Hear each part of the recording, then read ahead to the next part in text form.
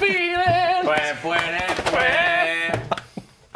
Welcome back, everyone, to the Loading Ready Run Sub-A-Thon 2025, where we are continuing on after coming back from banging a dehumidifier to Maker Day. What? I assume that's what's going on in Date Everything. I think you can if Probably, there is one. sure. Yeah. Keep fucking the dehumidifier. Yes. That's a quote. How long? So dry. Oh, no. That's how you know it's done. Hey, folks, we're going from the video games It's noon. Yeah. to Welcome the to the making. very last Loading Ready Run stream. Man, they stopped subbing. Oh no, that's the one thing they're not supposed to do, because we're in the middle of a cap subathon. You know the drill. Keep on subbing, keep on bidding in increments of 500, and we will keep on streaming for you. And you know what? We're more than halfway through. Yeah. I'm going to tell you what the stretch goal is. Oh, We're not even, I mean, we're not close. Like, right now we're going until, what, 10:30 tonight? Yeah. Which is great. But we can go almost another, like, 48 hours more than that. And then there is a stretch goal. And the stretch goal, in keeping with fashion, is ice cream based. But it is the return of the ice cream truck. Whoa! All right? So once we cap, there will be a 750 sub goal, counting down, and that will go towards, I think, do bits work as well, Paul? Yep. It's just the same as Yeah, as it's the regular. same math as the current sub, or as the current thing. So we'll count down from 750. If you remember last year, we did 3 stretch goals. We did pizza party, ice cream just here, and then water balloons. And each counted down from 250. So this year, just ice cream, but the return of the ice cream truck. And it's a return because it's something that I did 3, maybe 4 years ago now. 2022. Where That's quite a while ago. I promised an ice cream party, I think because of the channel point thing. I think that's something like that. I think that's what it stemmed from. And then I owed everybody an ice cream party, and I sent out invitations, and we got together in a park and we ate ice cream. There is a vlog about it over on Graham's G-Vlog channel if you want to go check that out. I'm sure somebody in Twitch chat can find a link on it, and you can see what it's all about. But yeah, if we hit that stretch goal, I will order us an ice cream truck. I have a question. When you reach out to them, Yeah. see if they can receive custom MP3 files for their. For their sound. Would be lovely to have the ice cream truck roll up with the Loading Ready Run theme playing. That would actually be kind of incredible. Can we get it with Down with the Sickness? But a MIDI track Yeah. of it. Yes, Yeah. yes. All right, so that's the stretch goal. Now you know. Yeah.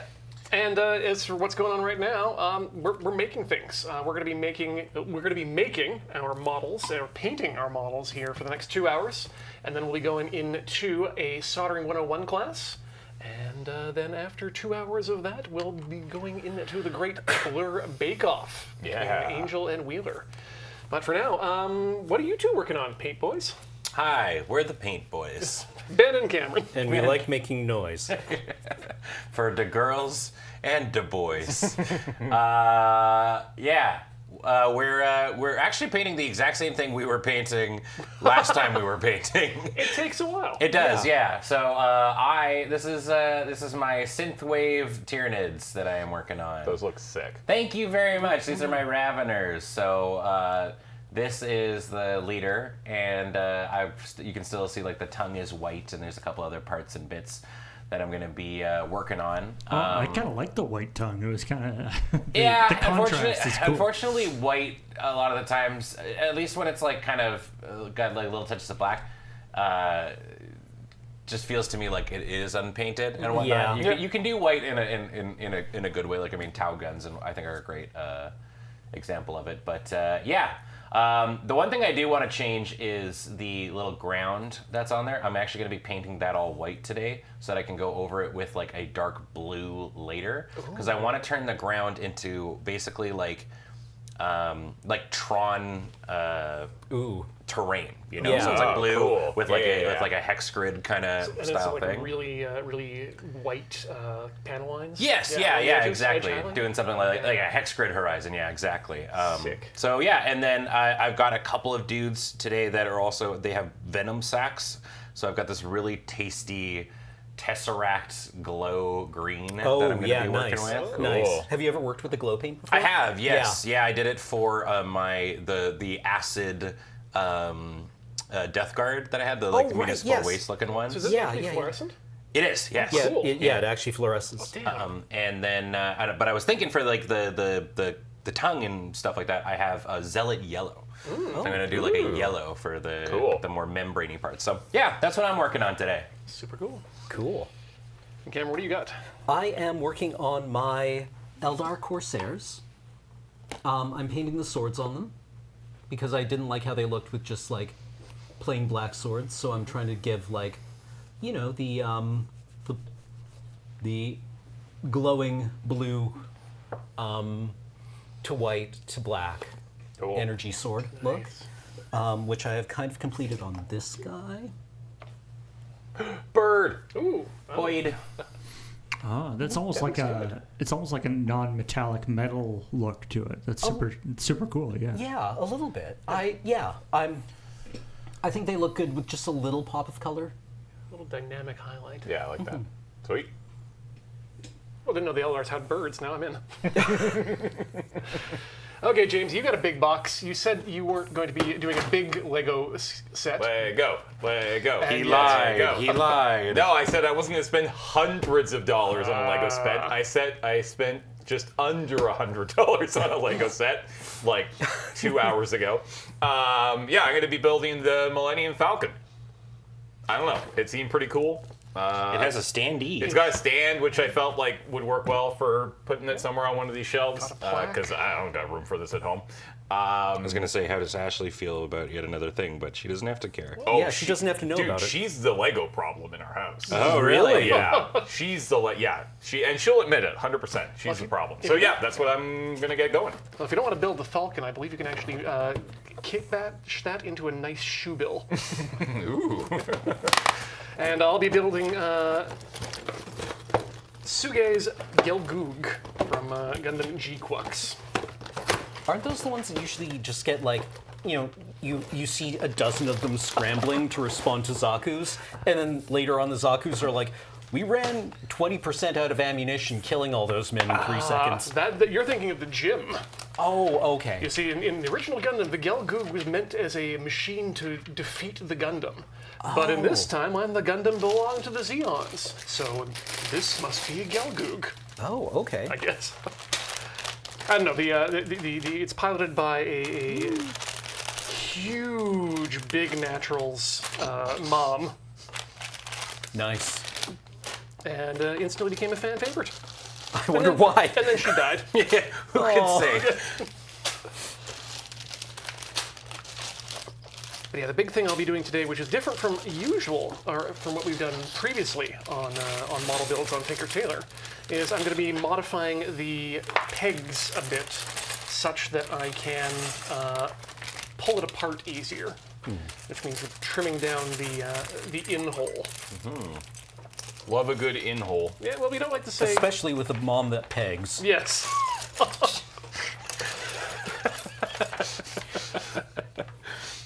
Hey, so this seems as good as time as You're any. going to watch the show eventually. Yeah. You will understand. Yeah.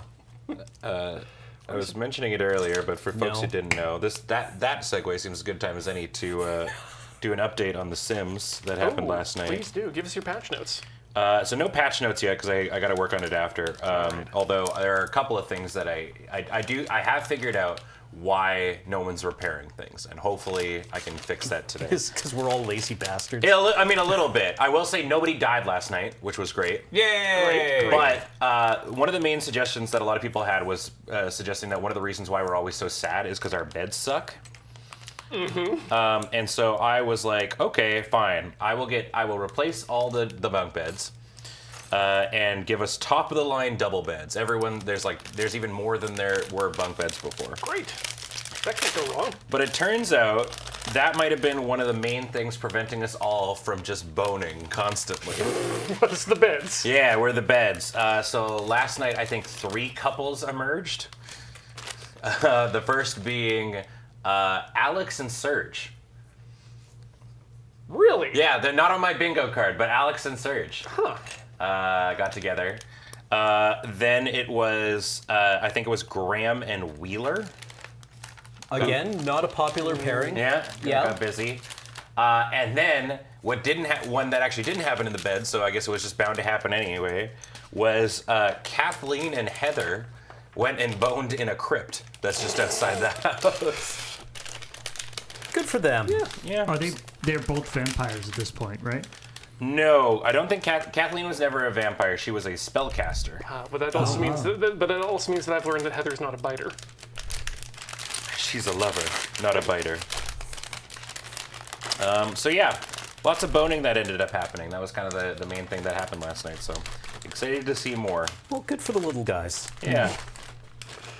The wee hands. This manual is doing something I've never seen before, and it's super handy. It's telling me which runners I need for the part that I'm building. Oh, So for the head, it's telling me you'll need B, C1, D1, and E. that is really useful. Yeah. Oh boy, and it's a new model, which means I get to give myself a treat in the form of a new blade on my hobby knife. Nice. Oh, are those? New knife dropped. You've got like multicolored runners there. Oh yeah, yeah. This has been a pretty not standard thing, but it's something that Bandai developed fairly recently. Cool. Rather than having one for each color. Well, it cuts down on time, which is of the essence in the Bandai factory.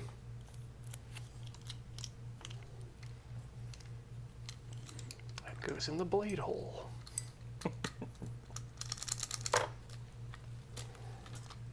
I saw somebody in Twitch chat asking.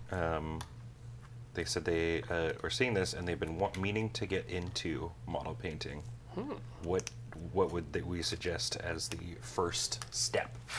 For model painting, I'd say get yourself some of those markers. I'm pretty set on airbrushing for Gunpla, Oh, interesting. Yeah. but I can understand that's a pretty high road to Start with? Yeah, it's a pretty big ask in terms Sure. of Yeah, I mean, outlay. I think if you want to build a model, a lot of companies have like. Actually, I have no idea. Airfix makes really nice little cheap kits. They're pretty actually decent with recessed panel lines and recessed rivets on their aircraft. They're like $15 Canadian for a 1/72nd kit, and you can just kind of put them together and get a sense for it. Yeah, you can't get much better than that. And then like a $5 synthetic brush is something you'll probably replace every 6 months to a year.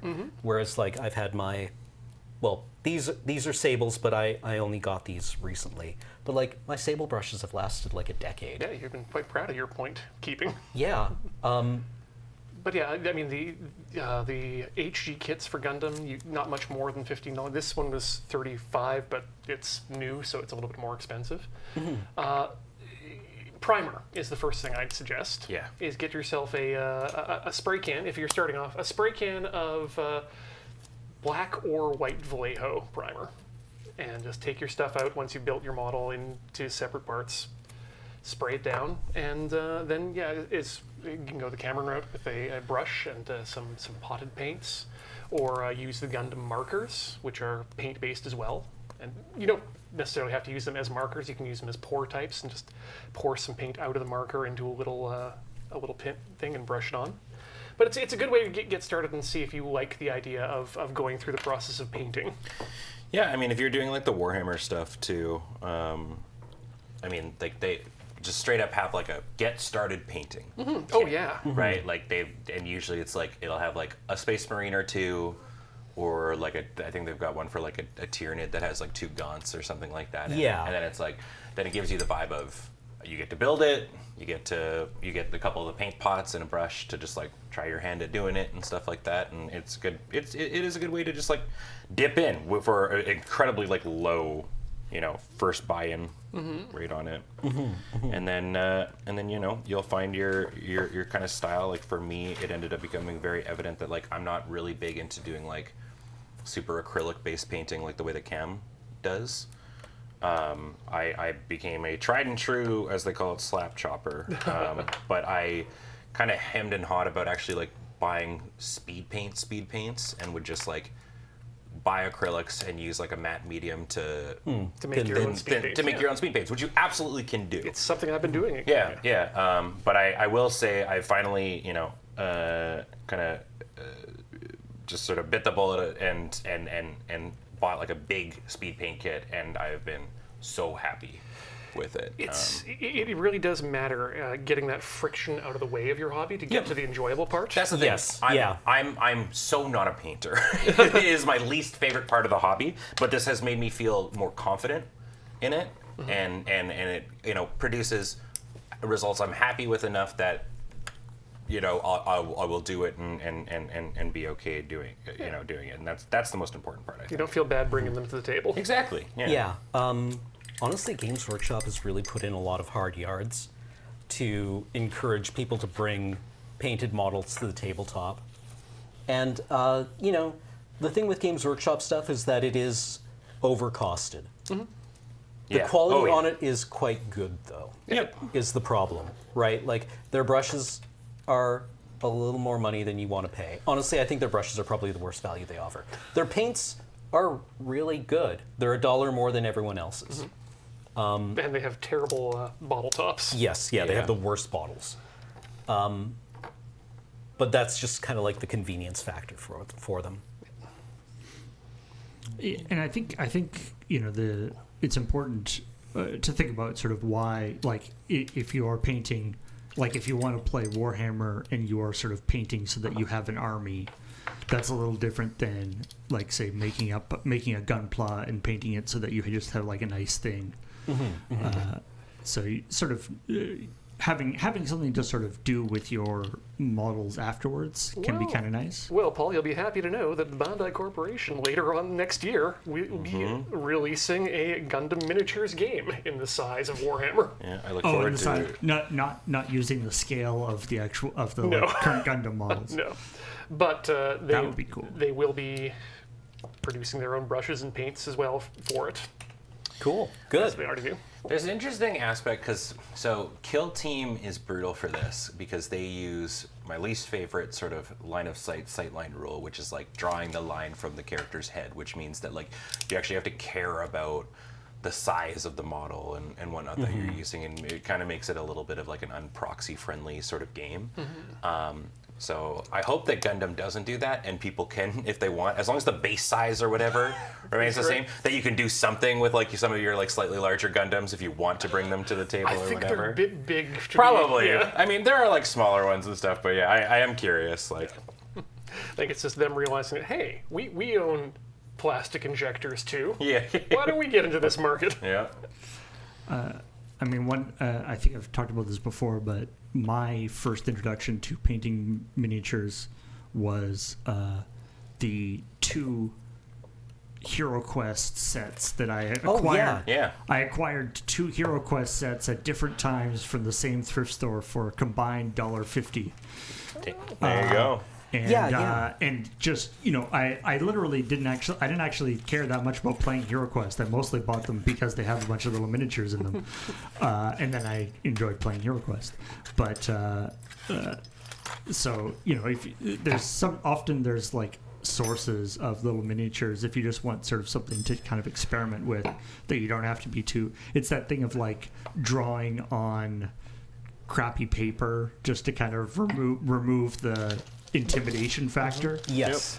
Well, Where it's like if you just want something to experiment with. This is literally something that I've been thinking of getting into is rather than waiting for reprints of these models to occur, is to just go onto eBay and buy people's secondhand already built models. Yep. Facebook Marketplace is great. Oh, yeah, especially for the miniatures. Yeah, definitely. I'm not like a Facebook proponent. I don't use it for social media purposes, but as a What is the has become the de facto used marketplace in this city. In this city. In this area. Yeah, I mean, I don't know if it's so funny because coming from Alberta was big on Kijiji. Kijiji was the de facto used. Well, But that was pre-Facebook too. it's true. Yeah. I mean, it used to be Used Victoria. Yeah. Was like it was like Craigslist, because Craigslist predates, I'm pretty sure, the internet. Yeah. Yeah, honestly, yeah. Actually, and then Used Victoria became a big thing, which is obviously very focused in Victoria. And then Facebook has just kind of taken over. Yeah. So it's, but yeah, I've, as somebody who is not like a huge painter or whatever, I managed to pick up an entire kill team, so it's like a normal kill team box would be about like $60 or whatever, and I paid $50 for a fully painted group of Star Striders, which was like Sick. incredible, which I played on camera, and they look great from a local and stuff like that. So you can always kind of find deals in there. A lot of people too will just like be like, I have a box of bits and models and stuff like that. Yeah. Please come take this for like $20, and that's also a good way to break into it. Specifically to Gunpla too, a lot of people just like to do the building. They don't necessarily like to do the painting, and so they accumulate a lot of these built-up models that then go for pennies on the dollar because they're not doing anything with them Yeah. anymore. No, like, please get this out of my house. Yeah. Like, Ja- it's same plastic for me. James, I gotta say, that current parts that you built looks a lot more colorful than I expected it would be for the Millennium I Falcon. mean, that's pretty classic Lego these days, where they'll use very colorful bricks on the interior because it's much easier to follow along with the instructions. So and it's like, the yeah, idea is that that'll be completely. this will all be completely covered. Oh, interesting. Yeah. Does this particular Lego model have like an interior? Like, can you open it up, or is it No, just I just don't. the frame? No, it'll be just the frame. But this is all the guts you're building. And when it comes to like, put this piece here, and it's much easier if there are different colors and contrasts and such to really drive home. I like that. Yeah. Right. They also like to hide Easter eggs on the inside. Yeah, they also do like to do that. Do. Do.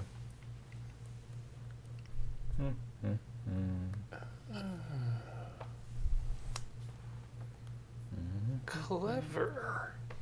Different colors? No, they're the same.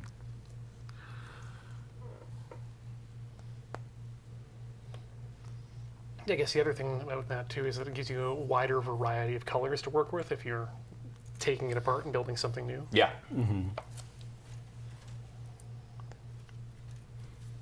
and I think it's probably also just like an error checking thing where if you see this weird pattern on a page in multiple colors, you can look at it and it's easier to like, I don't know, see where you went wrong or if you've gone wrong. I spent a number of years of my life cumulatively counting pips on Lego manuals to make sure I'm Yes. putting something in the right place.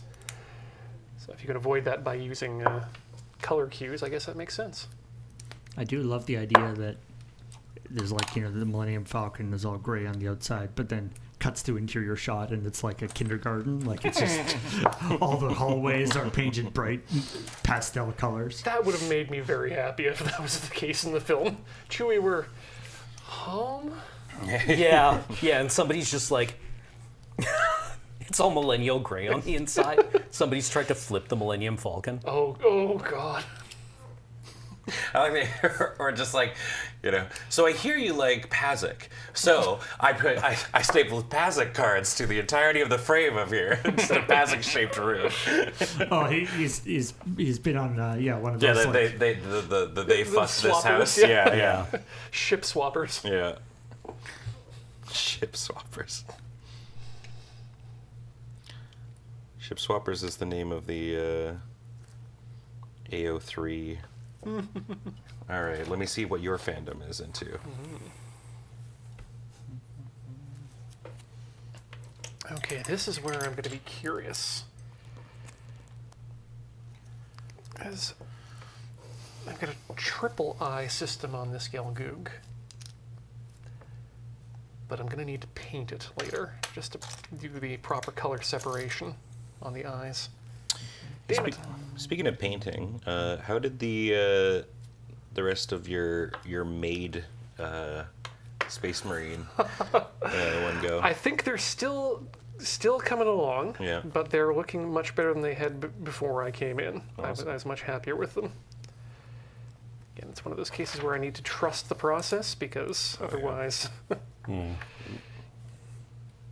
This is advice I think I give every time we do one of these streams, but it's that when you're doing modeling, when you're doing painting, when you're doing assembly, you have to trust the process. There are certain times when you are working when things are going to look Like terrible. dog shit. Yeah. Yeah. And you're going to say to yourself, there's no way that this is going to come together. And you just got to push through and trust that it's all going to come together in the end. I'm painting up some giants right now for spearhead stuff in the future, and I wanted them specifically to be frost giants. So I'm painting them blue. And because I did black primer and then dry brushed it white, and then I just painted all their skin like a dark shade of blue. Currently, right now, I'm looking at them and they look like Smurfs. They look like giant Smurfs being like dark blue and Yep. white. And this is And I'm the like, magic. oh god, I think I've just ruined it. I chose the wrong shade of blue. Blah blah blah blah. But once you start adding more things to it, I'm sure I'll be happy with it.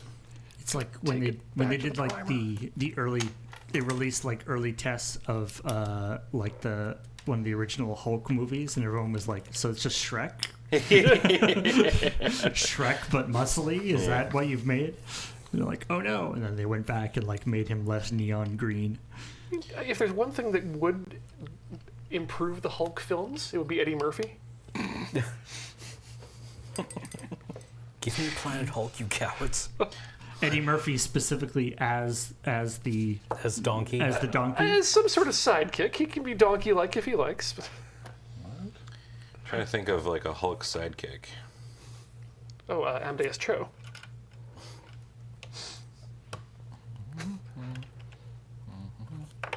Yeah, Eddie Murphy is Amadeus Cho. There we go. I'm sure no one will be angry at that. Yeah. I have made a mistake. Trust the process. Trust the process. There we go. Well, the process is I didn't complete the process, which is trim the nub mark, or the nub itself. There we go. And if we'll move to a close-up in just a second here. Hashtag trim the nub. That looks good. We have a completed head. Head, head, head, head, head. Here, can I have a look at the camera? Does it balance on its own? Yeah, little fella. Hey! Is that in focus? Now it's in focus for me. Good. All right, done with the head. Now don't forget that when I leave. Body time. So he's got an articulated neck, and also do his eyes move as well? No, there's just the triple eye in there. But what I need to do is eventually get in there and paint the areas that aren't circular black. I think black is the color that go in there. No, we're just going to have some fun with transparent paints and metallic paints to get that reflective Nice. in a nice fun way. It's not some sort of a gym. This is a Gelgoog. Boilerbot. What did you just call me? Gelgoog. The Legends of the Guardians, the Owls of Gelgoog. Okay, Yeah. good. That was all the teal parts. The owls that are in 30-foot tall Gundams are much more dangerous. Ooh, right, I should keep this because, again, if you're getting to painting, fun fact, keep your runners because they are an important place to test your paints. Very true. And I mean, especially I guess with Gundams and stuff, there's also the thing where like different runners are made out of different plastics because different parts of the Gundam are made out of different plastics. Well, it's really a strength issue usually. Your ABS is going to be stronger for your joints. I think that's how it works. ABS is stronger. And then like the transparent stuff are different as well. Yeah, exactly. Yeah, transparent plastic is usually quite brittle. And you don't want to use your fancy nippers on it because they don't work. And you might end up breaking them. Both the runner and your nipper. Really? You cannot no nipping the transparent plastic. Well, you can, but because it's harder and brittle, you run the risk of snapping the blade on some of the smaller God Hand type single blade nippers. Huh. Yeah, because what it does is it ends up adding more torsion for more force, and that's what's dangerous to the blade when you start giving it force off axis. Could God make a piece of plastic that even God Hand cannot cut?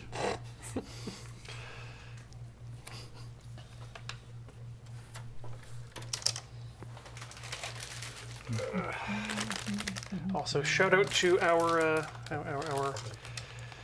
recently departed CEO of Tamiya Models, Oh, who was there. He was from the 50s? Yeah, he was there when he oversaw the change from From wooden to plastic? Yep, and just recently passed this past week, I think. Oh, damn. R.I.P. Yep, A legend of the genre. and in fact, a real one. Okay, so I'll need A, B. Maybe I'll go home and build his 172nd Mosquito. How many mosquitoes do you need? More. Yeah. Best plane. De Havilland Mosquito, best plane. I will not speak ill against the mosquito.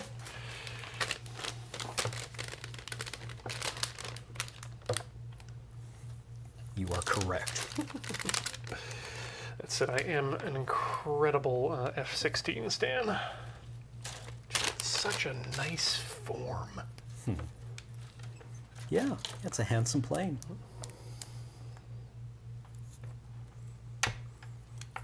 And also oversized bubble cockpits. Yes. You can't say no to an oversized bubble. Yeah, the really high seat in the F-16 with the bubble cockpit, or the bubble canopy. It looks like you've overinflated your pilot zone. Like great visibility. Call your doctor if you've overflated your pilot zone.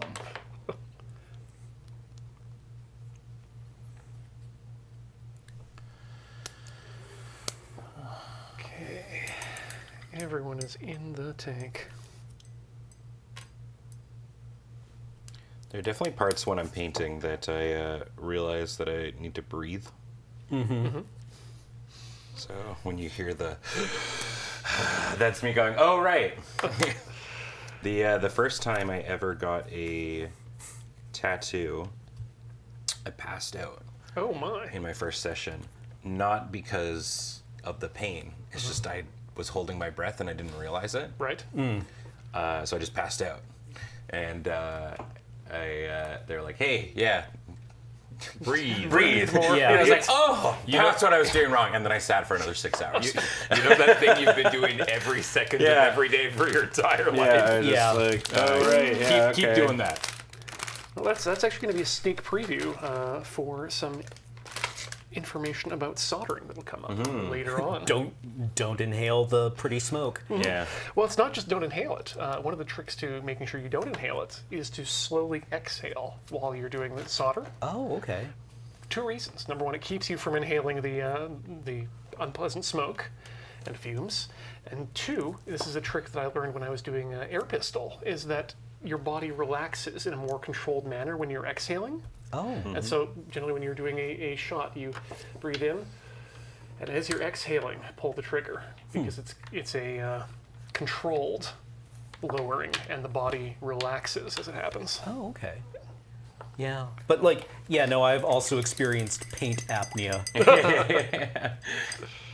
Is this like you're trying to keep your hand really still? Yeah. You're like, you don't want to ruin it. But that's also like I think a big thing, you know, myself included, is pretty bad for it, which is just like, oh, you know, I spent so much money on this piece of plastic, and I'm afraid I'm going to ruin it and whatnot. But at the end of the day, any amount of painting or work on it is going to be infinitely better than it sitting in a sprue. Yep. And it took me a really long time to just, because it's like, you look at GW magazines or, you know, or model magazines of painted models, and they're like beautiful and they're like hyper zoomed in. And then you realize that whenever you're playing, it's going to be here and you're going to be here. And it's just like, yeah, that sure is just an amorphous blob of color over there, Well, right? even going to a couple model competitions right now and watching the judges do the judging, Yeah. they're not getting right up to it. Yeah. They are. They're like, yeah, looking at it from a play distance. A16. The chest.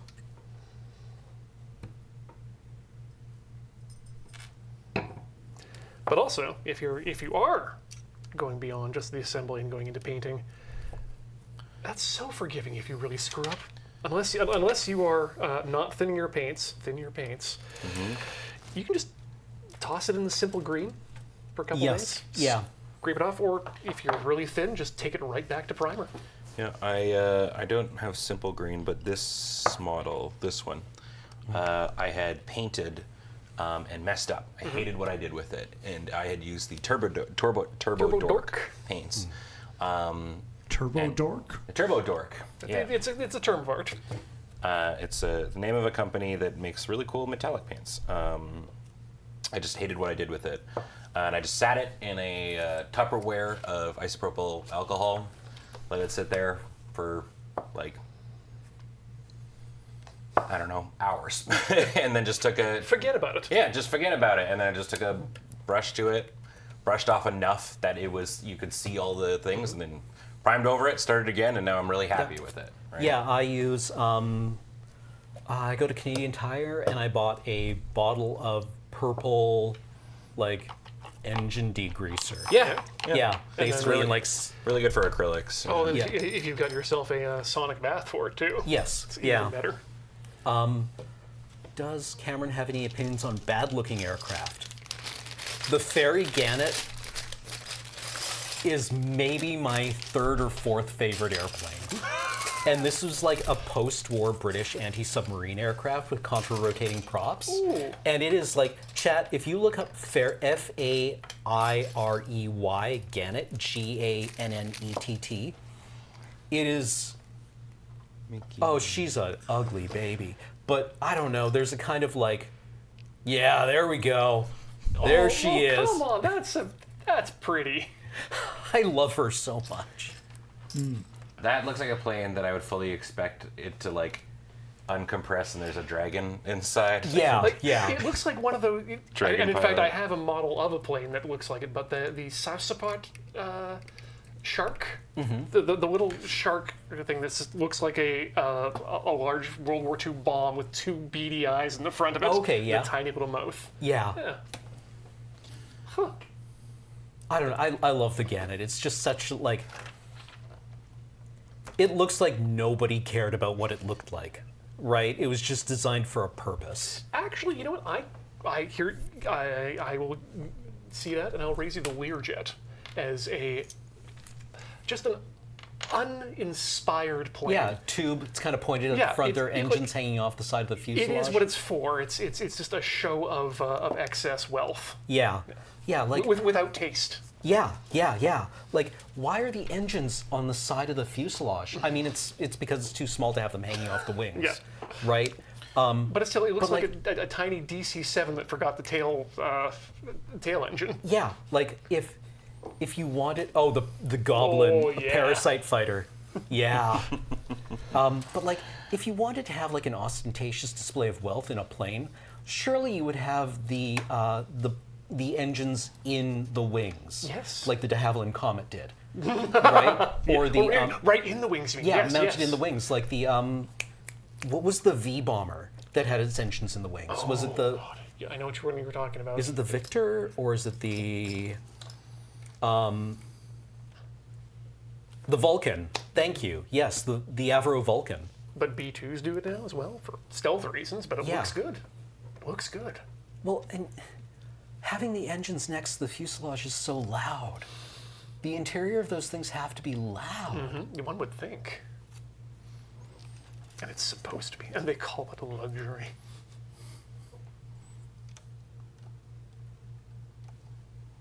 Like, I would be so much better at having money than any of these people. Can't even put a car in it. That's because they've never not had money, Cam. I know, right? Like, there's that thread going around on Blue Sky the other day. It's like, what job that you are unlikely to ever have do you think you would actually kick ass at? And it'd be like being a billionaire. Yeah. I would be so good at having so much money. Yeah, I don't know. There's this. Adam and I have talked about it a couple of times about the the adage of getting money changes people and stuff like that. And there's obviously a lot of truth to it and stuff like that. But I think you get a lot of these terrible people with lots of money because they've never not had lots of money. Yeah. Right? If you had to, Yeah, like if I gave you $1 billion right now, I think you would be okay-ish. Yeah, right. Like I don't think I would turn into a monster. No, I don't right? think you would. You need a couple of years before billionaire syndrome sets in. Yeah, right. Like I don't know. It's easy to say, right? True.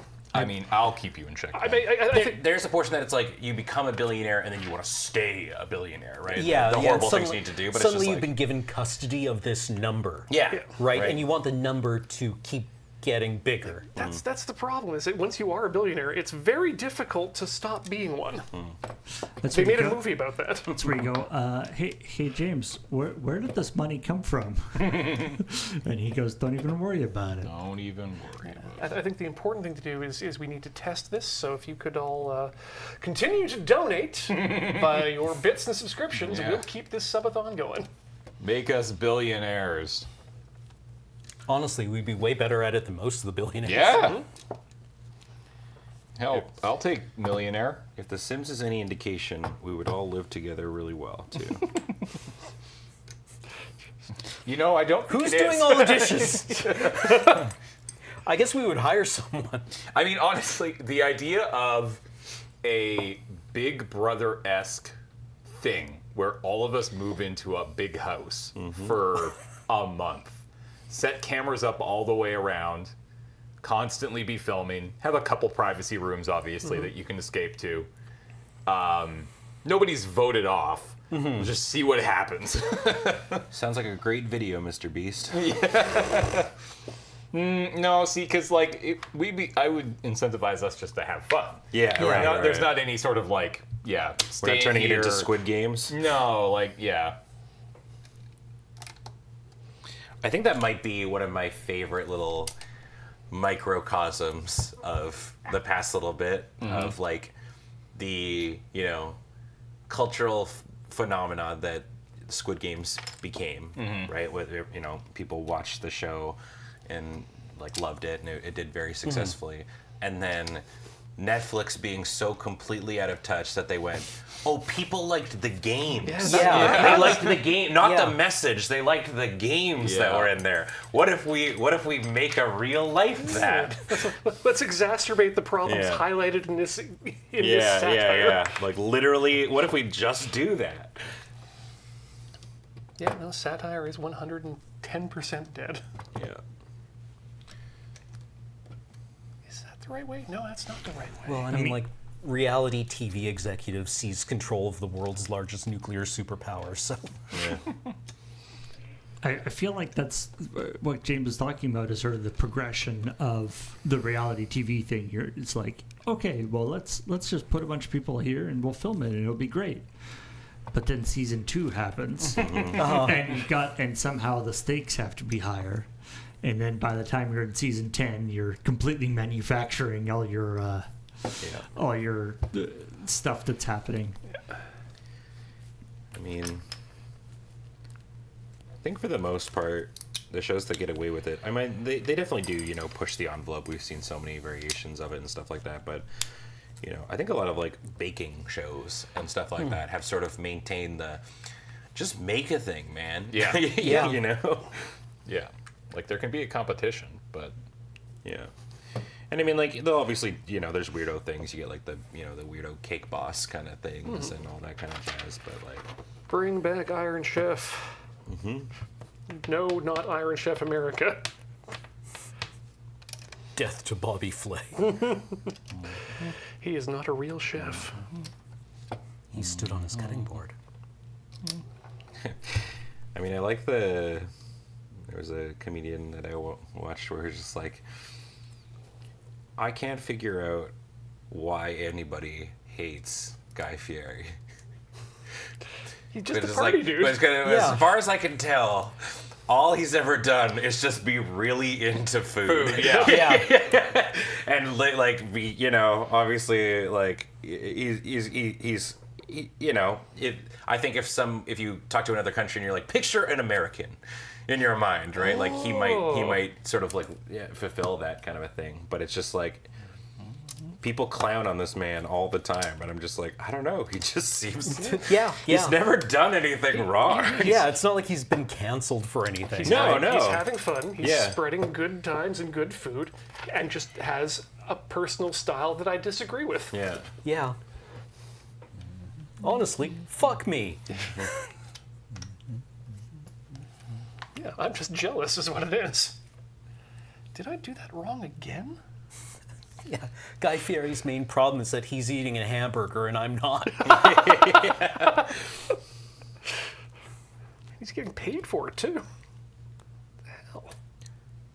Yeah, this guy's making money off something called donkey sauce, and I'm not. And That upsets me. I would like to make nachos in a trash can.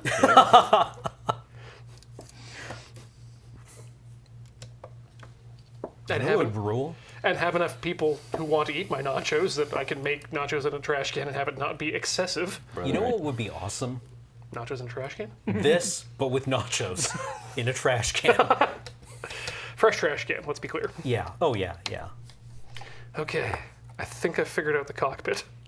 I was gonna say, yeah, Ian. Anytime you want to make nachos for me, I'm there. But you can put it in a recycle bin. I don't care. Well, you know what? Maybe got to start planning my Tinker Tailors a month in advance. Trash shows sounds good to me.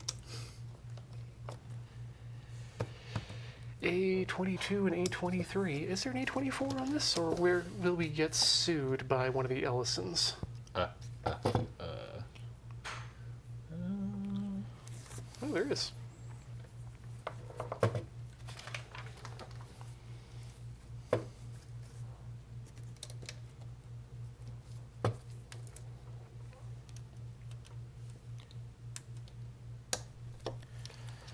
It's sticky tack. It's becoming unsticky. Uh-oh.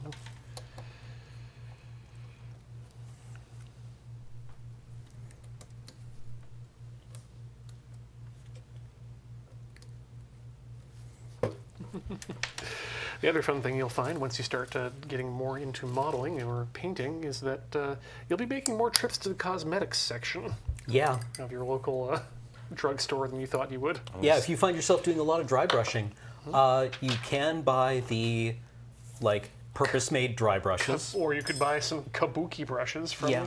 Yeah, you can buy a makeup brush from your drugstore. Yeah. This glass file doesn't have a Gundam logo on it, Yeah. which means it's 4 times less expensive Yeah, than it would be. getting emery boards Yep. for like really precise sanding in corners. And fine sanding too. Wait, J. Kenji Lopez Alt has an alt channel named J. Kenji Lopez Main. He's been making that joke for years and he finally did it. Good for him. Yeah.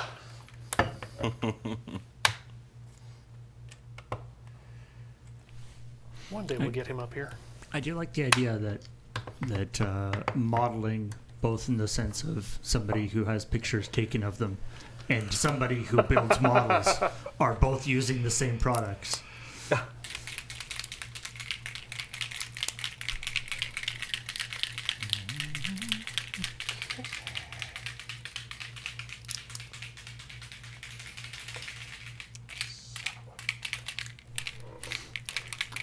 I think you might be building a lightsaber, James.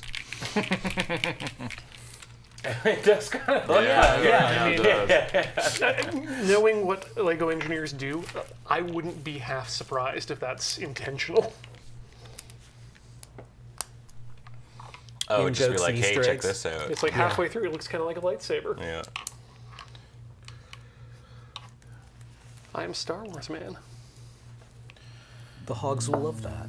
Gotta go fast.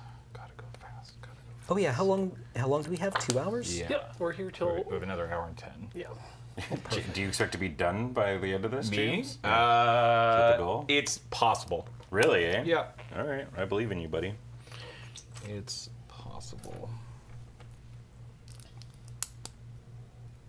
And I'm actually doing much better than I thought I would be.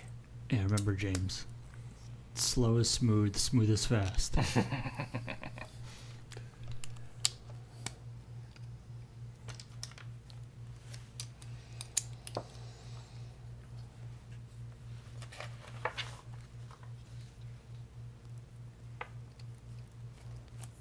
Okay, I am well on board with the way that they're putting this together.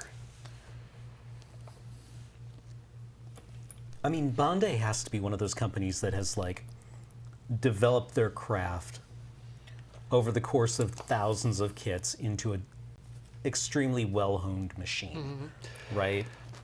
Well, they're doing a lot of interesting new stuff specifically with the G-Quux models because of the way that the models were designed for screen. You know, the idea of more exposed reinforcement bars, exposed tanks and whatnot, and it really changes the way that the color separations and whatnot come together. And Oh, okay. And the way this model's coming together, I mean, this does not look like an HG chest at the moment. No, that looks like a much more intricate Yeah, kit. and it's Yeah, because like the HG models are like $25, aren't they? Kind of in there. $25 American, yeah. Yeah. Can you put that on the? Yeah, absolutely. And it's hiding so many of what would be seam lines. Like there's the only seam lines I can see Yeah. right now here are in the front, and that's going to be covered over by another part as well. Like you can imagine that as a whole piece on a sprue, just by itself, Yeah, like as opposed to what that is, which is made out of a whole bunch of, little pieces of different colors and everything. There's only 5 red pieces just in that assembly. Yeah, delicate little sub-assembly. Yeah, This is the chest plate. that's the chest portion itself. And then we're going to work on the lower chest here in just a second. Ah, A33 and B10. I've heard people refer to kits as being fun to build, and because I don't build them just to build them and then put them on the shelf, I don't really think of the building process as it's kind of just okay, this is the way things need to come together, Right. rather than this is interesting, and this I'm finally getting it. Like this is interesting to build. Good.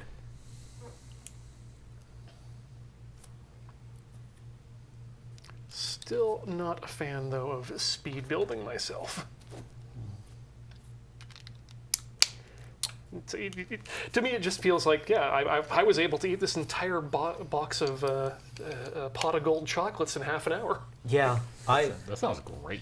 He's like, that sounds bad. I drank an entire bottle of Talisker 25 in one sitting. In one shot. Yeah. You got to learn how to open your throat and let it go down. No. So true, Ian. So true, bestie.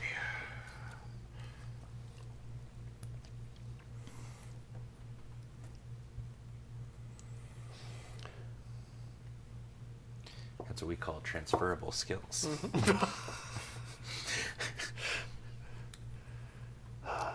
In the wasteland, no one rides for free.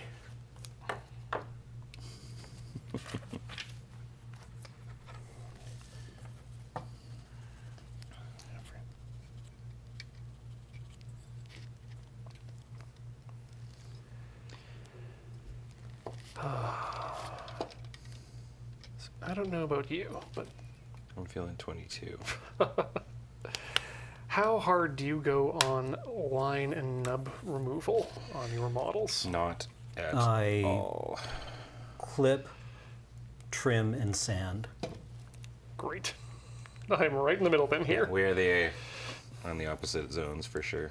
As I'm going though, and I'm painting, if I see a particularly annoying looking nub that just like really stands out to me, I will clip it in the process.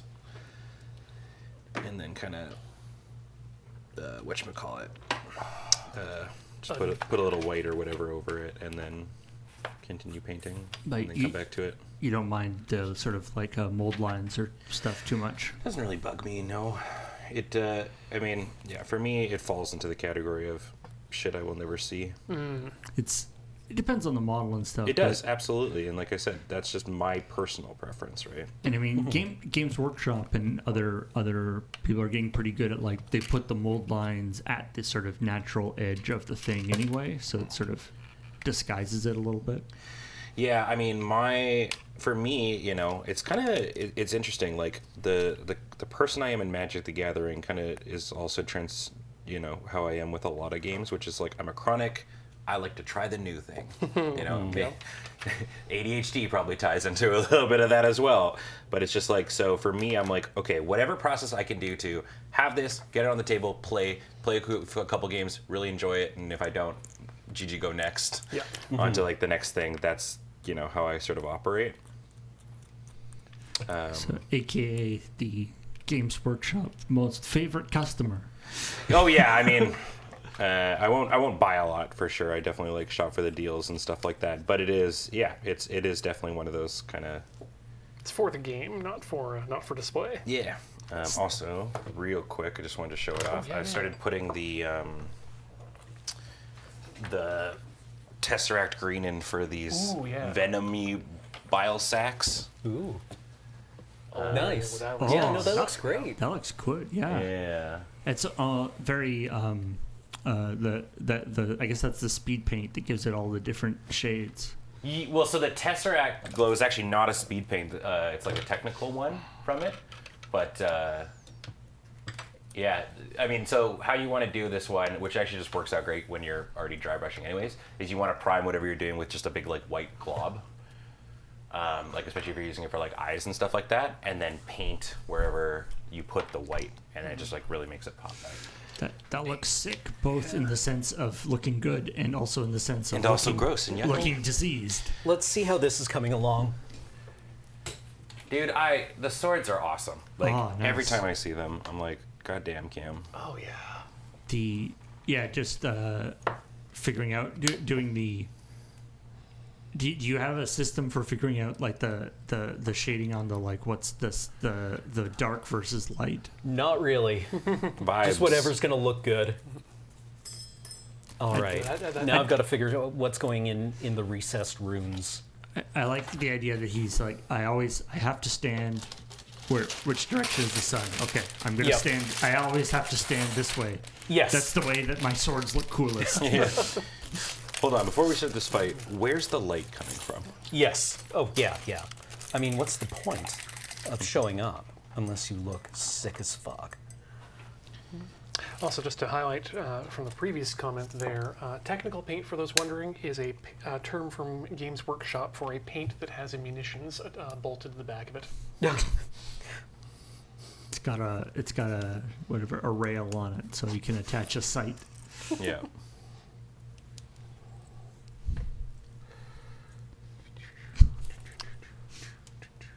Maybe that's an idea we can have for a panel shows. Is this technically a technical?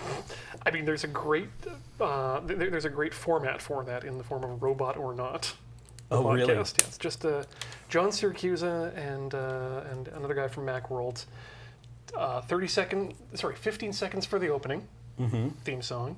1 minute for the posing of the question. 2 minutes of John Siracusa answering the question, whether it is a robot or not. End credits. Nice. I think we can do that with technicals. The idea of just like a nice high quality brush with like a telescopic sight attached to the top of it, I think could be very strong.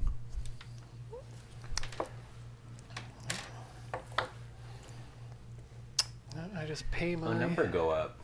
Oh, big number up. Yeah. Over 4,000 subs in a couple of days. That's kind of incredible. Thank you, everybody. Appreciate you.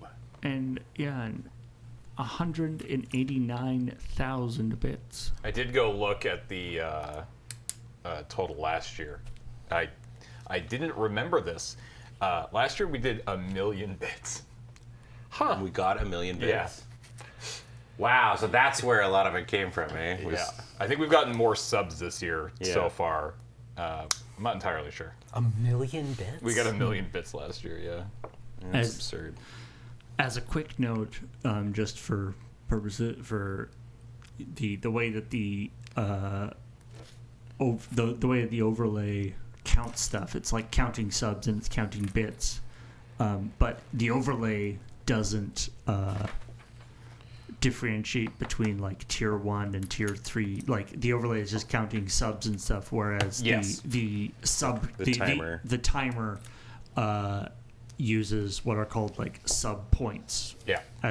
which is sort of a normalized like 500 bits equals 1 sub point, and etc. And when we talk about like how many we need to, because sub points is really what's the overall important thing, but we have the bits and the subs on the overlay just because it's nice to see that, and we can show the people as they pop up and stuff. It's nice to see how well you're doing as you go along. Tiny nub.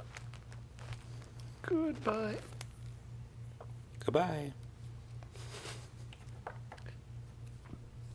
You'll be inside someone else soon, a little microplastic.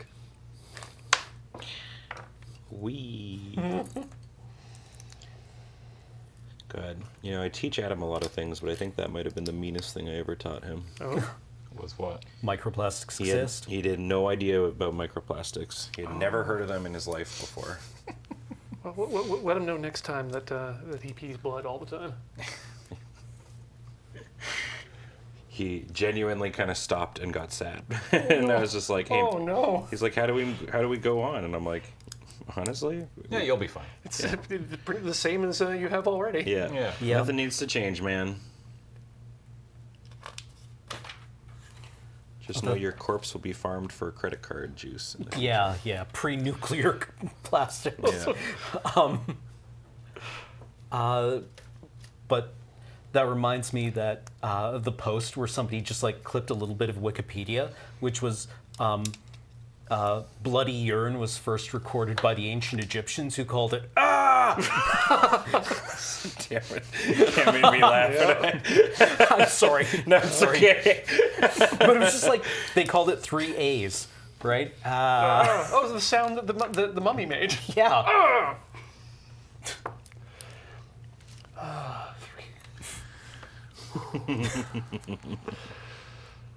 I'm hungry. Me too. Well, cooking's at 4, so. Yeah, we could go to Pat Dan. Ooh. Go. Tight.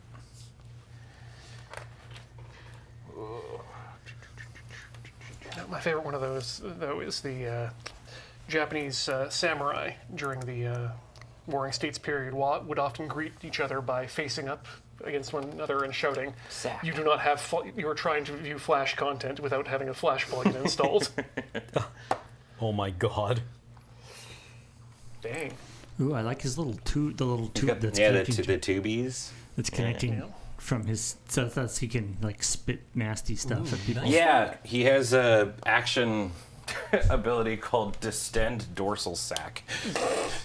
I'm sorry. That I was diagnosed by that by my doctor. Yeah, he gets one of those per game, right? That's like his big range shooting attack. He can keep doing it every Oh, time. really? It just costs him Okay. 1 AP to do so. Yeah, and it makes it You his can, ranged. Basically, it's like every time you do the ranged attack, then you have to redo it. Okay. essentially. Yeah. You have to reload. Yeah. you can descend your dorsal sac, but you can only do it once. And if he dies while the sack is distended, he explodes. Cool. All right. All right. And it looks so good. Thanks, Jordan. You look so good. Damn. Always, all the time. Good Okay. God, dumbass. How's this coming along? Okay. Very nice. Very nice. Okay. Yeah. Do love the dynamism of the blades.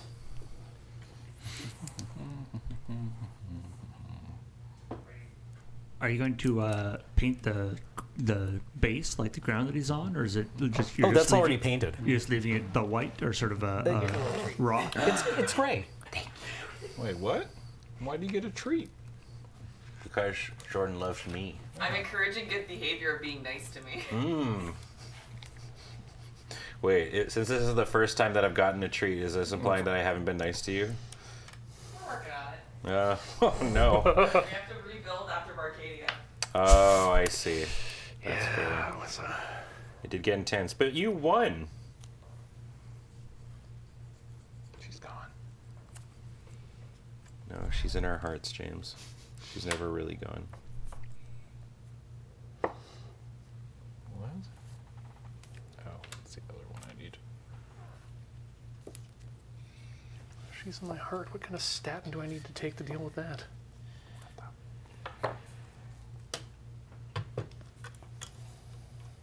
Oh, God.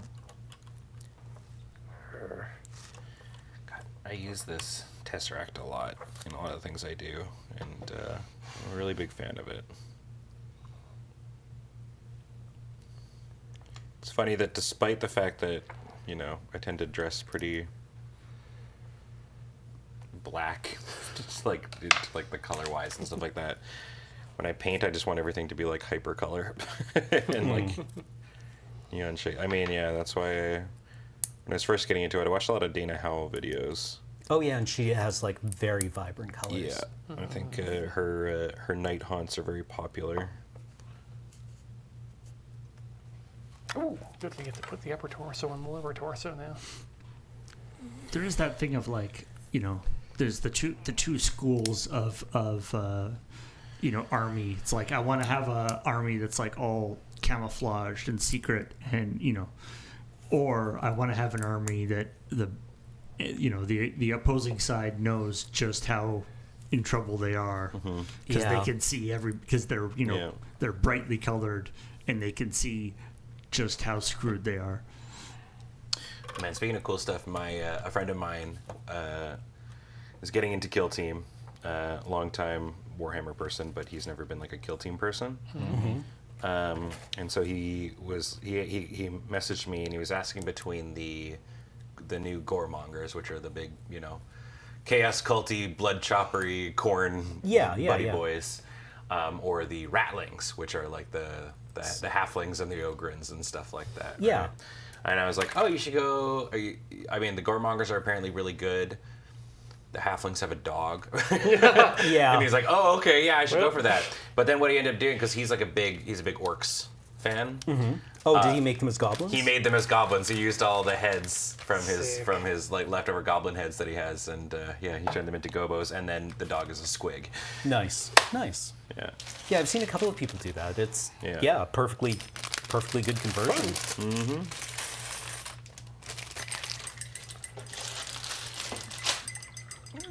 It's starting to look a little bit more Corellian. Yeah. Nice job, James. We're getting there. I don't know. It's probably not going to happen. That's fine, though. As long as you're enjoying it. I am. I love Lego. All right. What do you guys soldering? Yes, soldering or soldering, however you want to say it. I say it soldering because that's how James May told me it was correct. We're doing a kit of a tiny piano. Everyone's going to get that. Oh. Yeah, I thought that was a really cool project. Yeah. I'm looking forward to it. There were a number available from the place I ordered Oh, no. from, but this one seemed the most fun as an individual thing. Oh, there were many available. Sorry, I thought you said there were none available. Oh, yeah, sorry. Yeah, no, we had options for VU meters for audio. I think a FM radio, metal detector. Whoa. Simple little kits that you can put together in one sitting. Like it looks like his arm, the little stubs for his arms are like motorcycle handle. Like You're just supposed to hold onto the back of it and ride it forward. It kind of looks like he's got a big weenie. Don't say that about Sugai. Nice cock. or was it Alien 3 where Bishop is like, Oh yeah, yeah. just the torso. yeah, he's like, help, I've been destroyed. And I'm definitely not just sitting in the middle of the floor. Yeah, wearing a prosthetic mask of myself. I liked Alien 3 a lot, actually. I would defend Alien 3. I didn't know there was an Alien movie coming, or a TV show. Yeah. Alien Earth. I did not know about that until like 2 days ago. Is it like a tie-in with Romulus? Or... They're all tied in together. Yeah, I mean, they're all tied into one another, but like... you know. This one I think is... I think it's set even before then. Yeah. Oh, wow. Yeah, it is a But- prequel to the very first Interesting. Alien. Is what it's like Okay. a couple years before the first Alien, I think, is what I read. And with like its own like characters and stuff? Yeah. Oh yeah. I love the Alien movies. And yeah, I'm so There we go. there have been like one good Alien movie released in the last 30 years between that you could cobble together. Right? Like there have been 2 good hours, I Well, feel. there's some people. There's a guy who constantly updates his ranked canonical Alien movies, and it's Alien, Aliens, Correct. Avatar, a couple. Pat Labor 2, the movie, Okay. and then I think Romulus or some shit. Doesn't after that point it doesn't really matter. Alien 3 I think is the next one. I do kind of like, it's like, oh, this is a Alien TV show. It is a prequel to the first Alien movie, and then it's like, which is where they first encountered the alien. So there's actually no alien. Yeah, yeah. This is just about Weyland Yutani on Earth. There's no aliens. They're like, do aliens exist? No. Yeah. Well, that is our current state of information. That's right. But if I recall from the previews, it isn't even Weyland Yutani. It's another company, and not Tyrell. The Prometheus, that's it. Yeah. Prometheus. Prometheus? I mean, one of the bits of world building that I did like that they've done recently is that the Weyland Yutani Corporation solved climate change on Earth by just constantly re-terraforming it. Haven't changed anything else about what we do. Great, yeah, but we we're just- just we finally fixed. They figured out a way to do carbon capture. yeah. Great. I mean, that's always that's the thing they talk about, like, people, billionaires talking about, oh, we'll terraform Mars, right? We can't even terraform Earth. And it's like anything that you would do to terraform Mars, would be 1,000 times more difficult than just doing that to fix Earth. Yes. And a lot of the solutions for terraforming Mars just won't work here. We can't just slam a comet into Earth and say, yay, we have more water now. That's not going to fix our freshwater issues.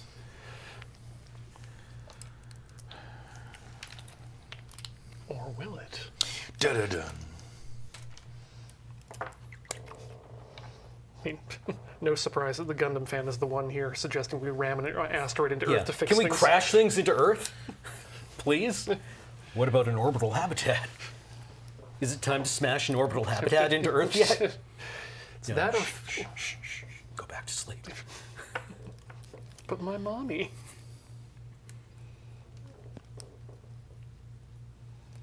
Why would he say that?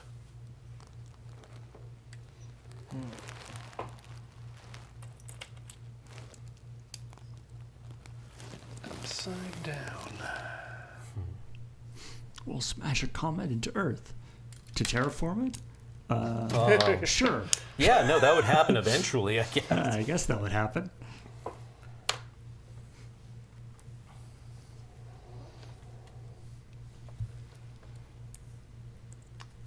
LRR2025.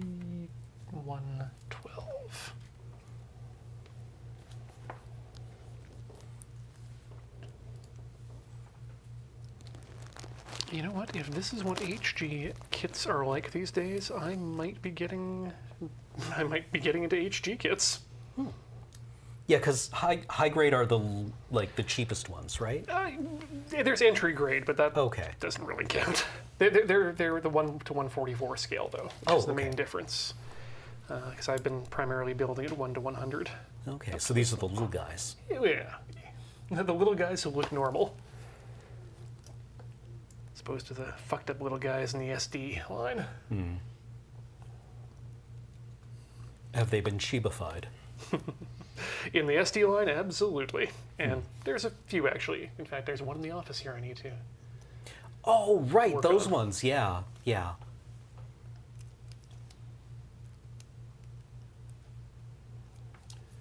and C18.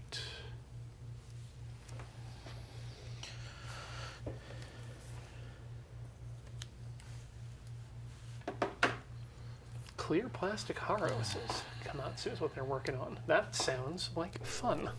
Ooh. Is that something? Are there any like cool, clear Gundams in the show? No. That would be neat. They haven't developed cloaking technology? Like I said, clear Gundam would be just, it's the like cloaking, except you just see the pilot standing there in midair. Well, no, that was the whole conceit of combat in the Universal Century is that they spray the Minovsky particles everywhere, which makes for long-range missile combat impossible because they can't be guided, and means you can't communicate between things either effectively because of the radio jamming. So everything's cloaked. So you just got to go back to It's man-on-man attacks. Sight, via sight. it's the look. We want to have them have swords, okay? Yeah. Yep. Yeah, that's really it. Don't look into it too hard. Now, Paul, with regards to clear models, boy oh boy, do they make a lot of those. Especially in the premium section. Nice. I don't pay attention to it because why would I spend extra on a clear model when I'm just going to put paint on it anyway? Right. Good point. Yeah. Panel lining and stuff would work differently on a clear model.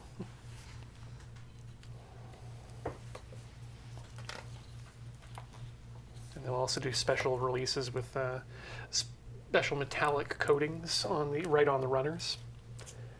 Ooh. Again, yeah. It's a hobby with a low floor to entry and basically an infinite ceiling.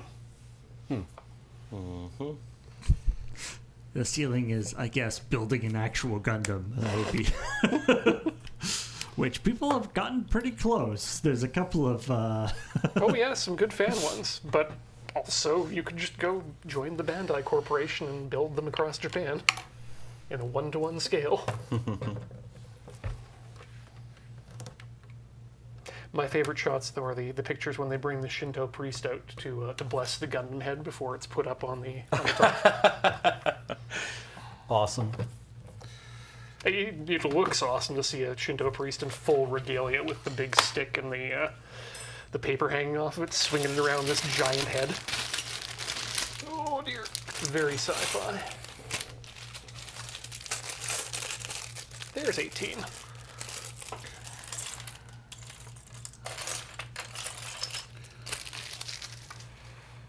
All right, well, we're looking at 42 minutes remaining.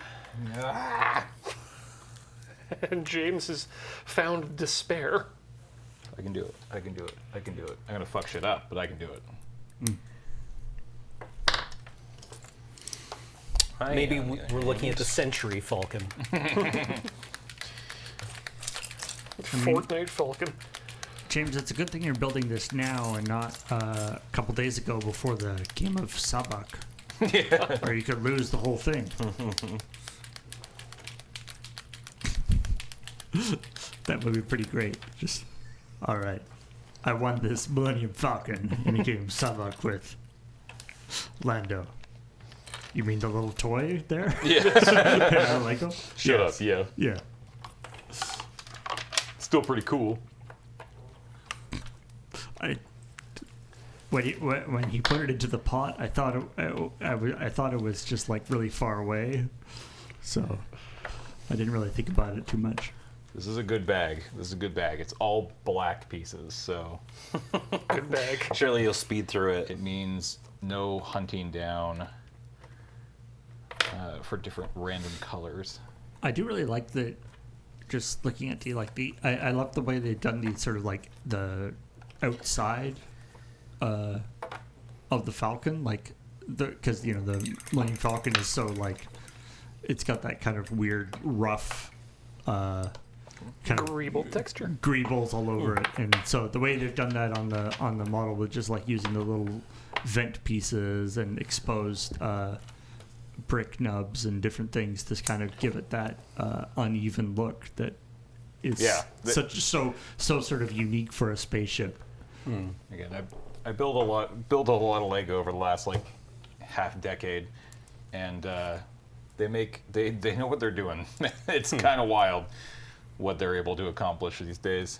Because I remember Lego when I was a kid, and it was not this. No. We called them rocks.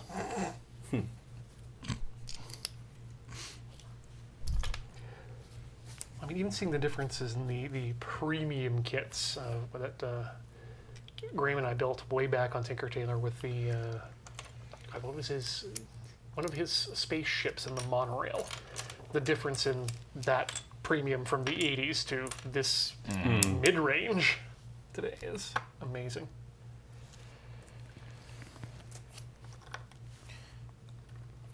C-120.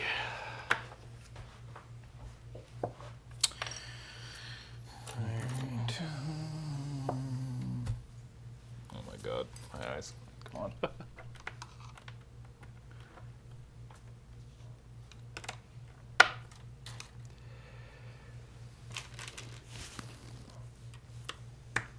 I've joked about it, but I am absolutely going to need to be asking for bifocals the next time I go in for an eye exam, specifically just for these sorts of streams. I have thought about picking up those. Oh, like Funko's magnifying glasses? Yeah. But yeah, look, it's assistive devices. I'm not afraid to admit that I need them now. So I'm going to be able to do this and read the chat at the same time. I think it's mainly just lighting for me. I would kill for like something coming from. Well, from oh, back you there. mean like that? Yeah, I guess. Huh? Maybe I do need bifocals.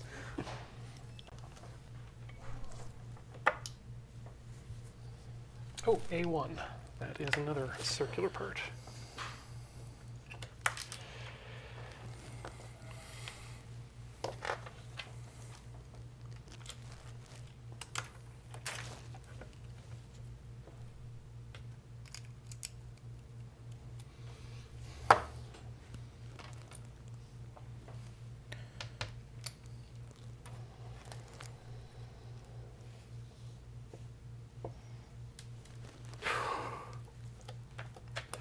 Part drops and you watch as it teeters towards the edge of the table and oblivion. Yeah, I hate the dink, dink, dink. Silence. Yeah. Yeah.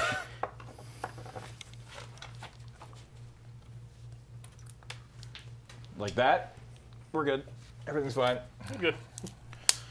Should I throw something to commiserate with everyone?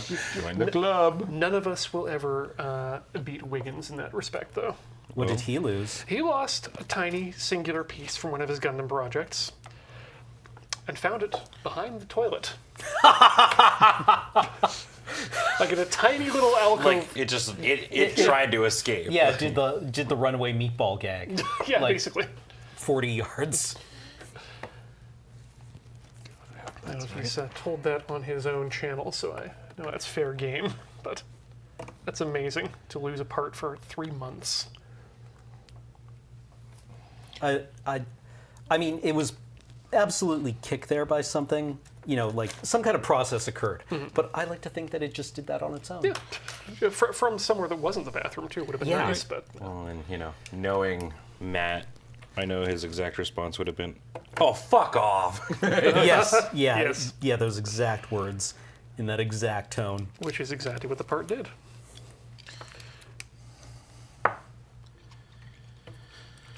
Ah.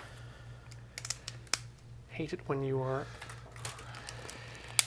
clipping a part out and then you bend one of the sprue pieces and cause a stress mark unnecessarily. But bending the stress mark on the sprue piece is okay, though. Well, it's where the sprue connects to the piece is the bending that's happening. So it makes in this case, though, it's white plastic, so it's not an issue.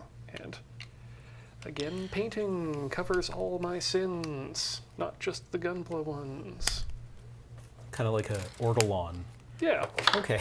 Yeah, exactly. The fume hood sucks out the sin.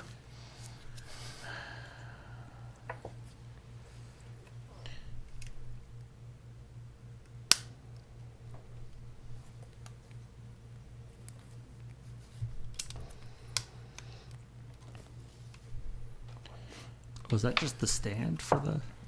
Sorry? Is that the stand for I think it's this. Yeah, I'm pretty sure it's the stand. There's got to be something. I mean, of course they make you because it's Lego, but it's like halfway through you're building it, you're like, okay, I'm going to make some real progress. It's the stand. I'm not even building the ship anymore. Like, It's interesting. It's asking me to put the stand on right now. Oh, it's part of the those- process. Are those little, the sort of beige fingers at those are is that the engines? Here? The back? Yeah. No, it's going to be more of this on the other side. Oh, right. It's They just, like hinge together a little bit. Yeah, Oh, that's that's where that's where the holographic chess table is.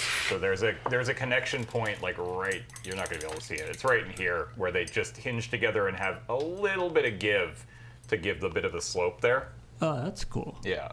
Right, because it's sort of it's a slope that isn't a natural Lego slope. Yeah.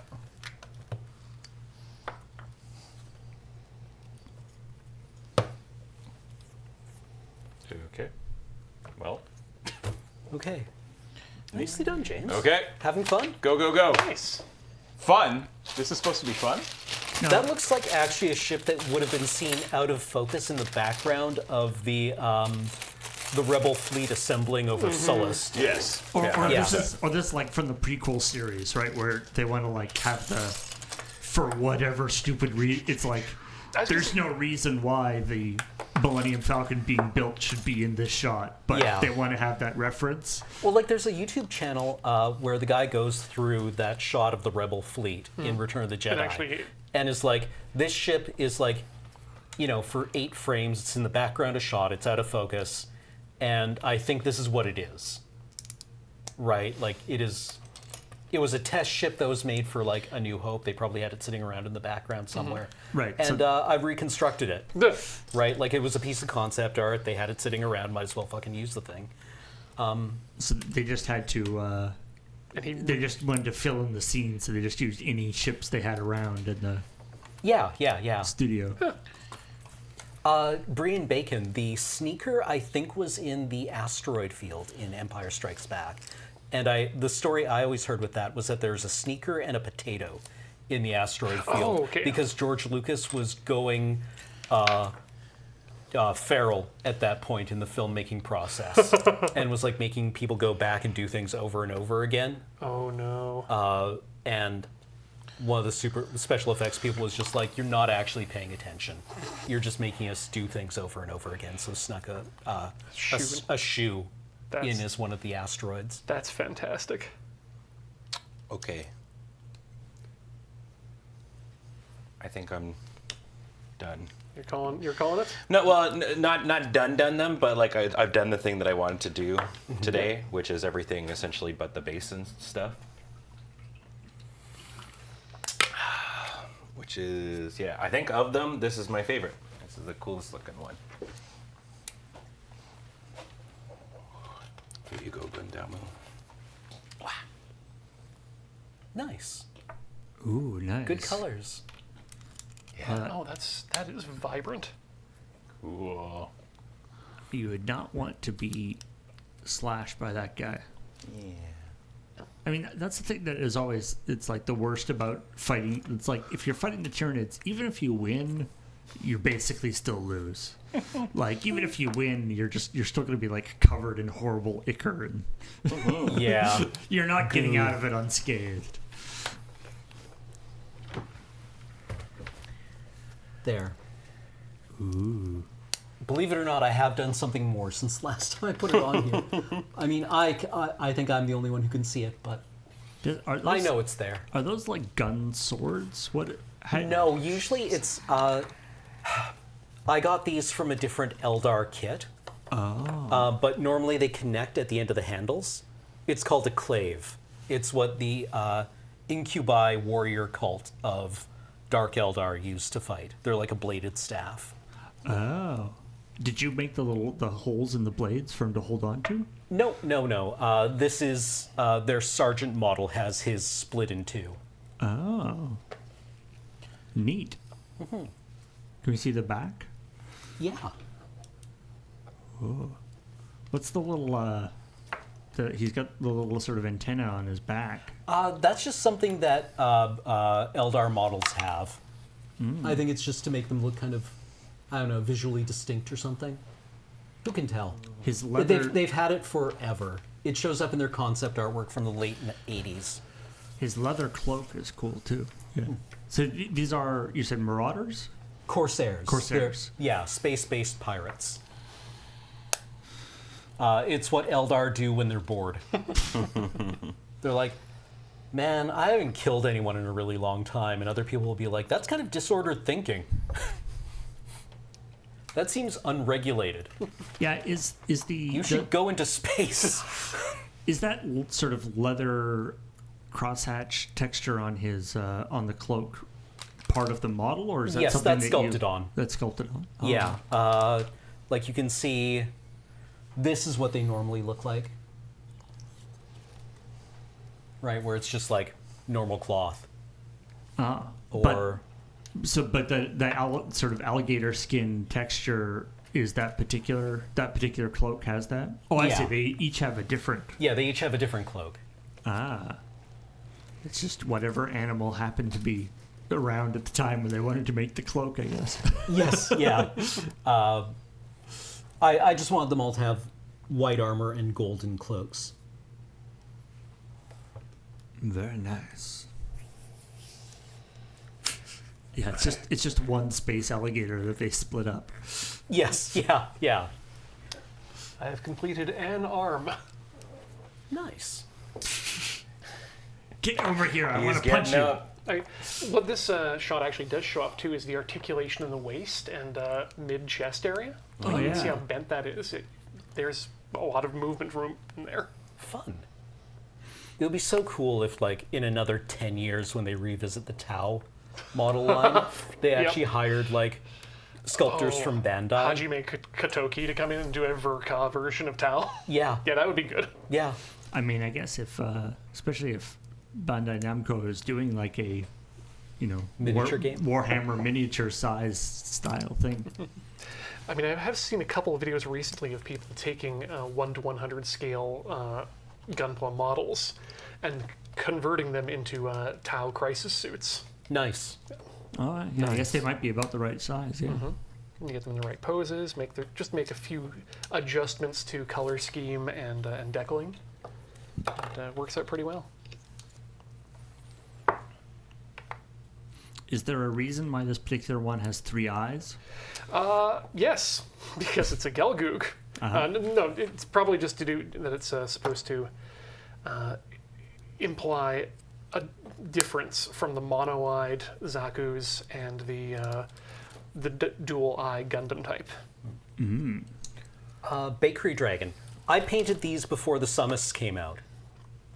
The Summists stole this from me. How dare they? Wait, did you show them on stream before? I did. I mean, that art was probably in the pipeline for 2 years to 18 months. But it just means you have your finger on the pulse of the development of Games Workshop. Basically, what we're saying is Cam knows what's best for the trajectory of this game. Yes. Magic the Gathering, hire me. Again, I'll do better this time. I don't know. Just one more chance. I unironically really enjoyed Infinity, Cameron. I think it was a really, really cool set. Yeah. I enjoyed working on it for the little bit that I got to do, and yeah, it was a fun set. Yeah, I think Magic players are just dumbasses. Yeah. Yeah. Yeah. But hey, I got to help ruin Magic the Gathering. I mean, that's pretty cool. Yeah. I think that's a Like something Kit Cameron I'd put would that be on my very- business card. Yeah, exactly. Yeah. It's something. I took down a juggernaut. Yes. God knows Magic is suffering right now. Yeah. And that right here, baby. I did that. Hammer ladder, cause of suffering. Oh dear. I think that's Yeah. Put me to work on the lathe of heaven and I won't tie back my hair. Oh, Jesus.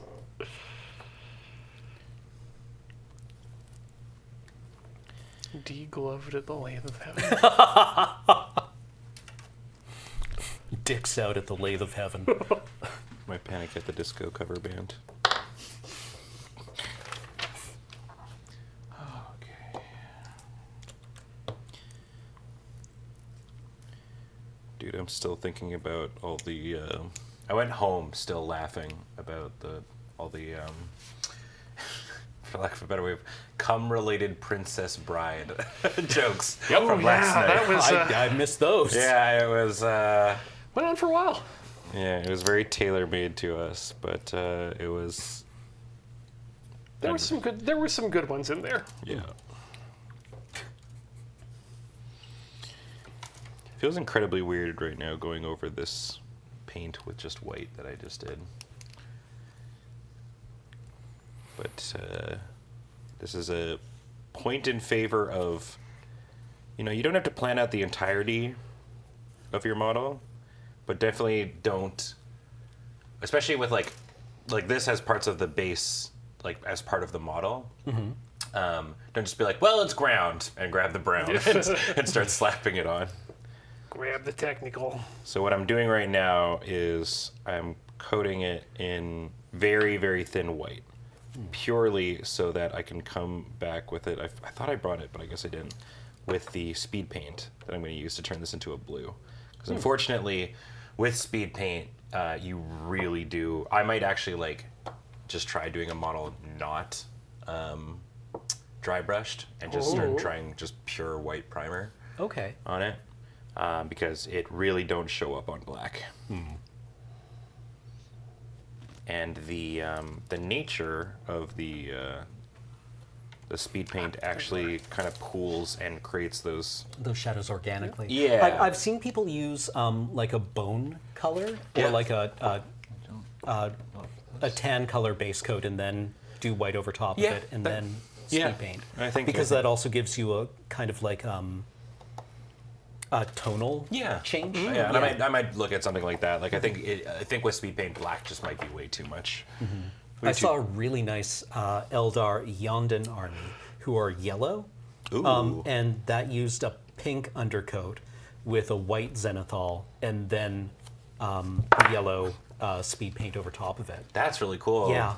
That's definitely where color theory and mixing comes into play for sure. You're like, if I mix these two, I know what I'm getting.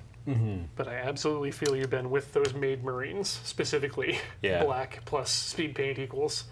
What am I even doing? What am I looking at? Yeah, so I think a really good example of it is I had this guy way much more dry brushed than this one. So it's like this one, you can see is quite a bit brighter and stuff. Almost kind of gives me TMNT kind of color vibes. Yeah. And this one, I actually didn't dry brush under white nearly as much, and you can see it's quite a bit darker in a lot of areas.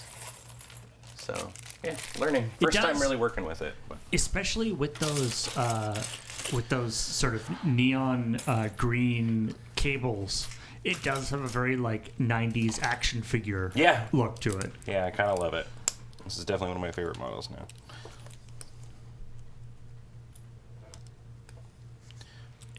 I want him to have karate chop action. Or like the one with the ooze, like you fill it with water and you can spray with it or something. Yeah. You can't do that on Television Squad.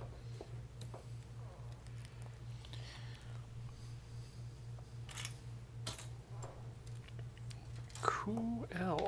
I might have finished another arm.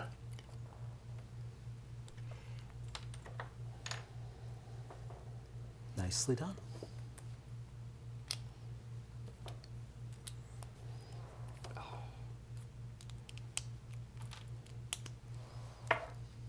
Anyway, I think I got by Horus Heresy. Uh-oh. Uh-oh. Yeah. Whomst is it? I'm going to be doing World Eaters. Gotta fair. do World Eaters. I want to do a World Eaters army with whose commander is just like, please, for the love of God. Everything's falling apart. With a name like that, how could they have fallen to chaos? They were supposed to be the nice ones. I do like that the Night Lords were just always kind of freaks. Yep. Yeah, that they had actually kind of turned renegade before the heresy had started. Yeah.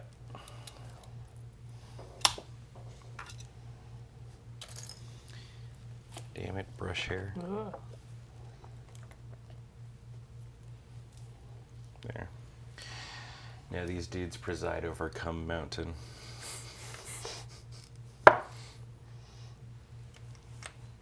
Great.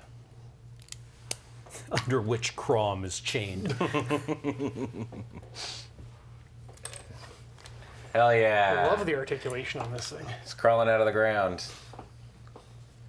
I've seen a lot of people using like excess Necron bits, doing like this exact pose for like reanimation protocol models and stuff.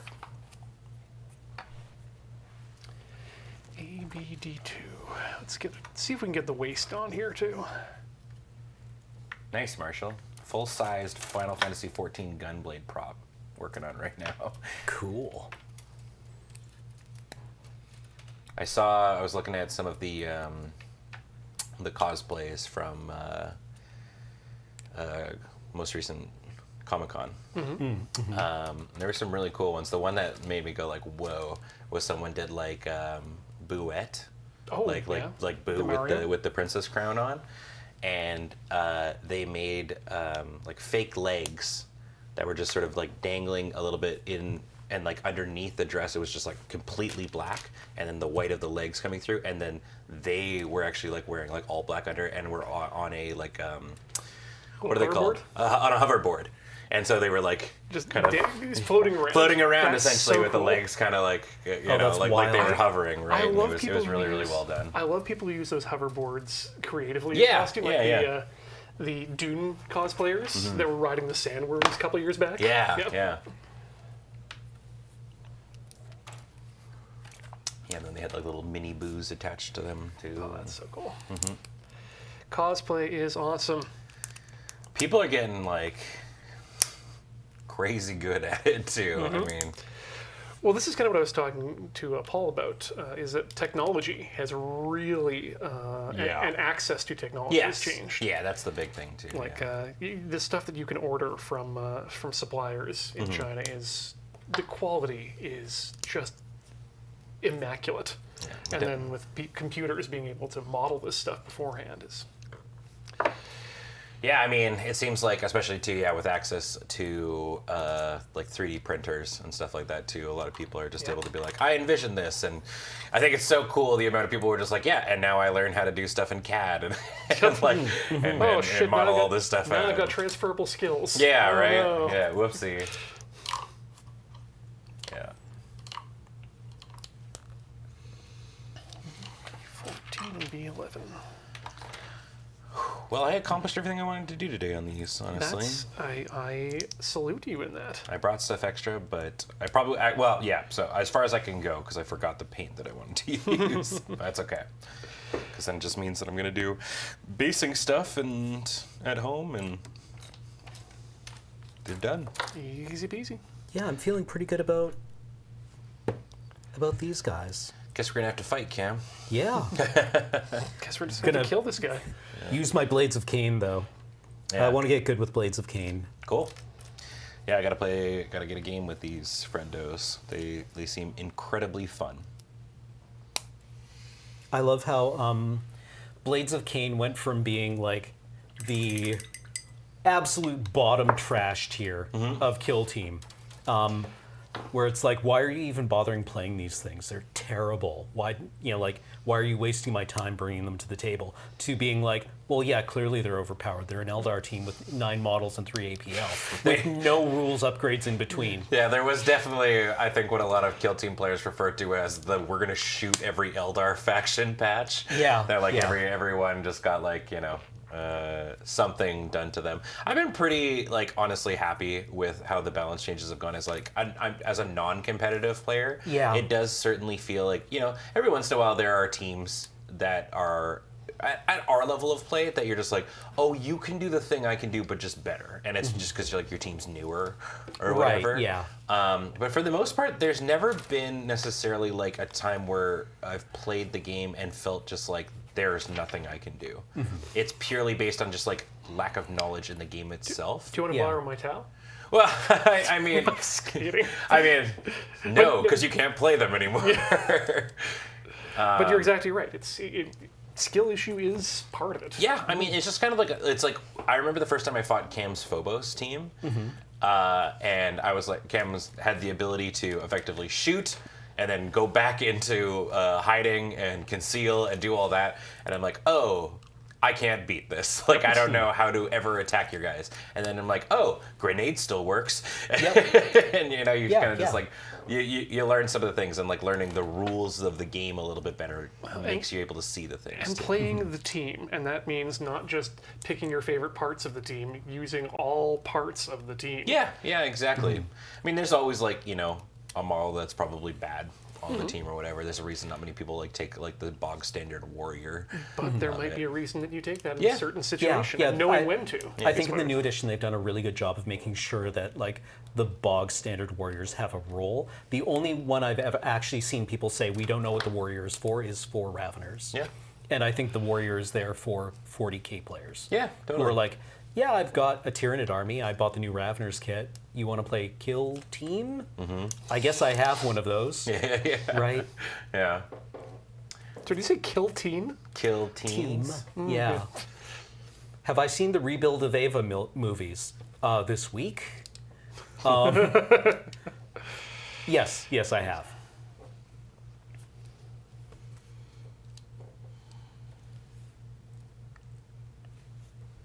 Yeah, those are important movies if you want to watch someone go through therapy over the course of a decade by making movies. Yeah, I think that the Rebuild of Ava movies teach an important lesson, which is you don't need therapy, you just need to work harder. You can post through it. Bootstraps, You et can cetera, post et cetera, through et it, cetera. and it will work. I mean, you could talk to your father, but instead you chose to talk to Miyazaki, and an Immelman.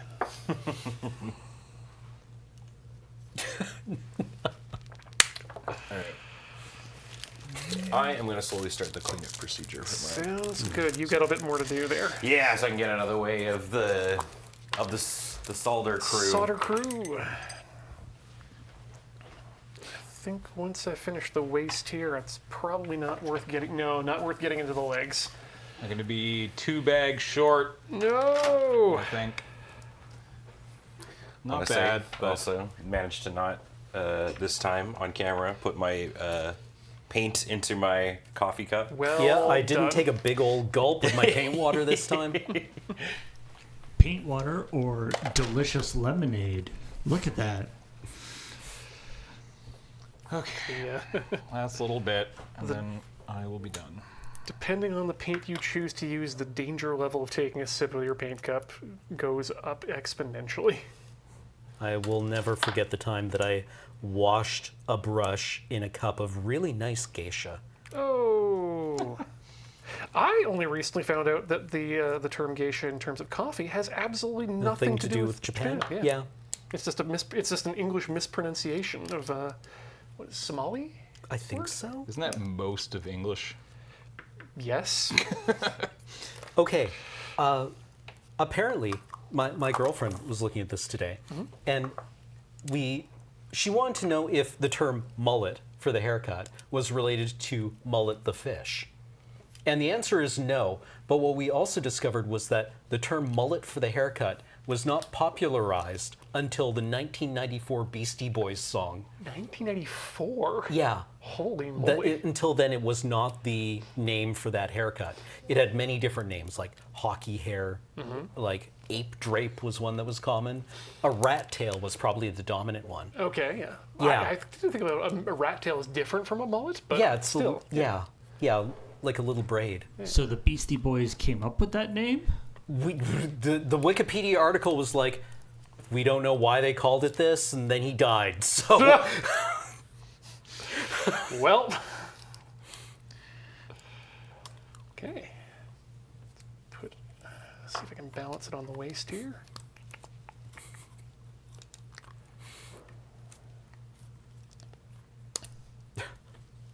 it's a regional term. Oh, is it? From New York? Okay. Well, I'm not from New York, and I've never heard it called a mullet. It's an Albany term.